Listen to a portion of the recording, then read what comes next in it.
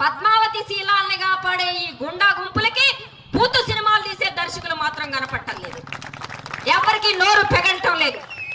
ఒక్క పూట ఒక్క రోజు వీధుల్లోకి వచ్చి ఈ ఆడపిల్లలకి భద్రత ఎందుకు లేదు అని వీళ్ళెవరు అడగరు. ఎందుకని?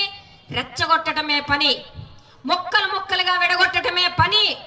విడగొట్టి అధికారంలో కూర్చోవాలి. కూర్చుని ఏం చేయాలి?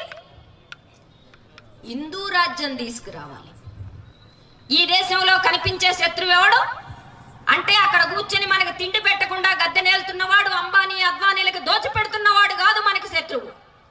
ఈ దేశంలో విదేశీ సంపద, విదేశీ పెట్టుబడులన్నింటినీ ఆహ్వానించి మార్కెట్లు తెరిచి అడ్డగోలుగా సహజ వనరులని, భూమిని, ఖనిజ సంపదని కట్టబెడుతున్నవాడు కాదు మనకు శత్రువు.